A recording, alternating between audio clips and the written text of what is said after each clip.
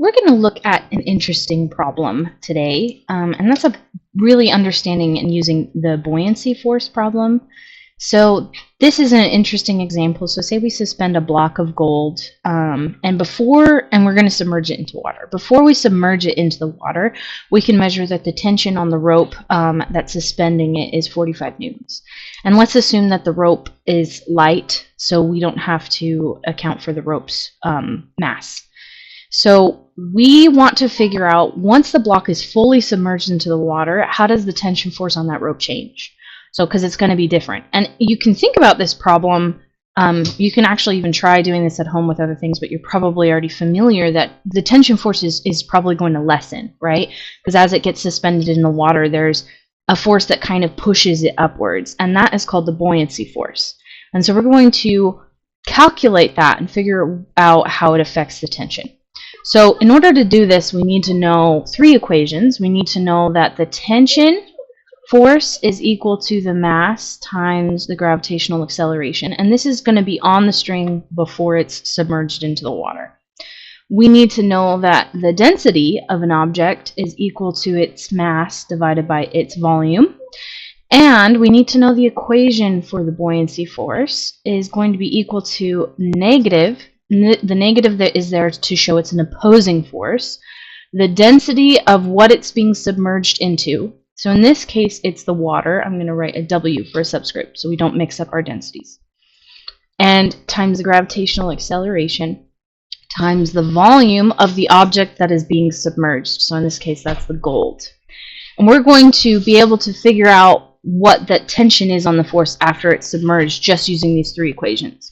But before we do that, I want to show it using a force diagram just to kind of show what's going to happen after it gets submerged. So before it's submerged, a force diagram of this object is going to just have two forces acting on it, right? And if we can say that as we're dropping the block down in, it's neither accelerating nor decelerating, it's going at a constant velocity, so these net forces are going to be equal to 0. So F net equals 0.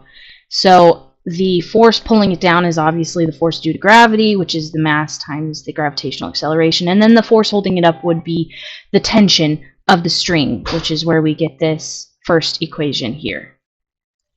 So this would be before the block is submerged into the water. After is what we're really interested in. After the block is submerged into the water, we still have a force pulling it down due to gravity, mass times gravity, and that's actually the same force. You get lighter underwater, not because that force has changed, but because the buoyancy force is acting in opposition, and that's due to the density of the water. So you have still the tension force of the string, of the rope pulling it up, and then you've got this third force, and this is the buoyancy force. And this is this difference here. So if I can find another color here, this difference is what we're looking for. This is the tension force after. That's the difference in change. To set this up, we're going to really see that this final tension force is going to be equal to whatever initial tension force I had plus this buoyancy force. And I'm going to have a plus here because the buoyancy force is already taking into account that it's an opposing force, so I don't need to put a minus.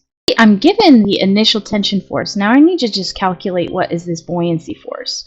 Right, so the buoyancy force is the density of the water times the gravitational acceleration and times the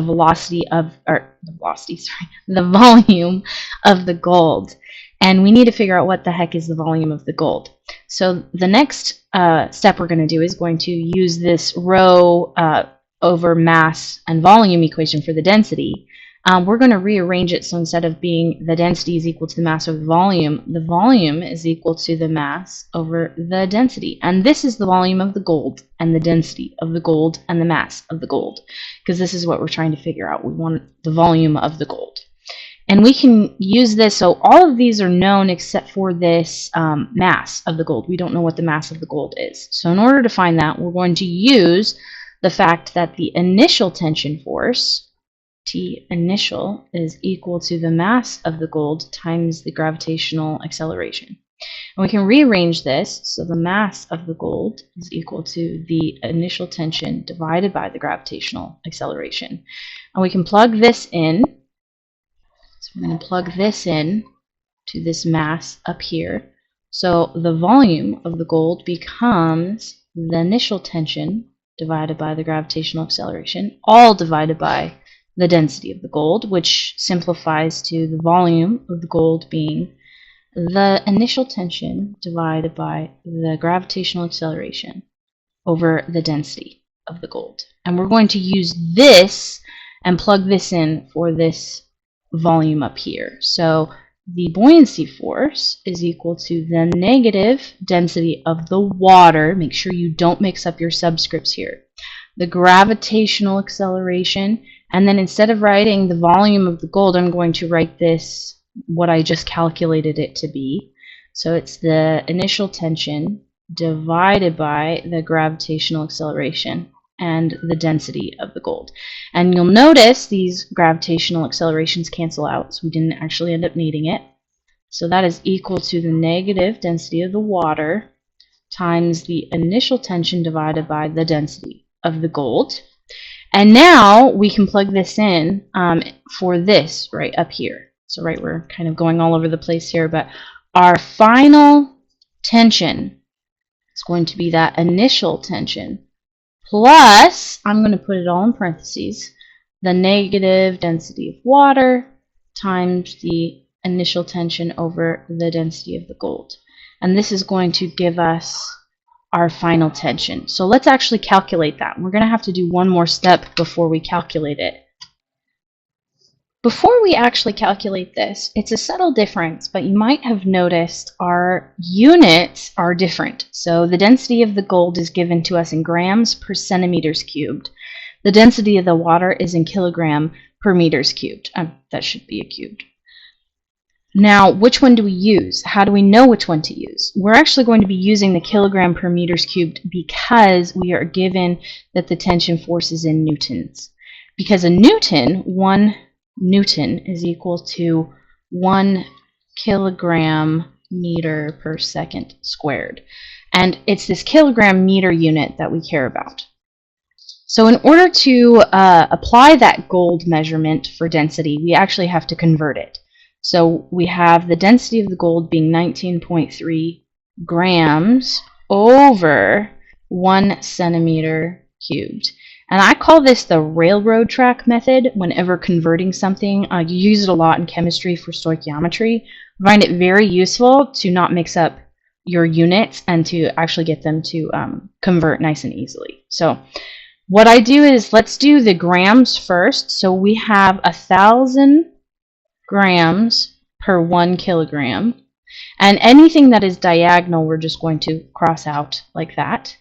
And then whatever unit I'm left with, if that's what I'm going for, then I've done it right. So because I have kilograms left, I want to stay in kilograms. I don't need to convert this further. But I still need to get rid of the centimeters cubed. So I need to have centimeters cubed up here, and I need to have meters cubed down here. And it is important to note, so to get this correct, so for every 1 meter cubed, I have not just 100 centimeters cubed, I have 100 cubed centimeters cubed. Now it's important to do that, otherwise your unit conversion is going to go off wrong. And this is just because it's raised to the 3rd power. And when I calculate this, I get 1.93 times 10 to the 4. This is kilogram meters cubed.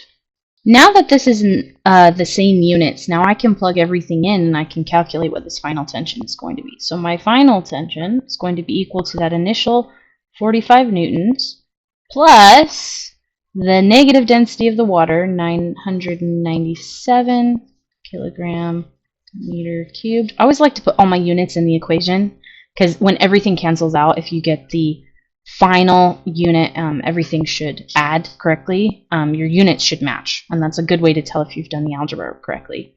So this is over 45 newtons divided by the density of that gold, which we just calculated as to be the 3 times 10 to the 4 kilogram meters cubed. These units will cancel out. What I'm left with is newtons, and I can add newton to newtons, so I've done it correctly. And what I get is, this should be 42.6, we'll round it up, 8 newtons.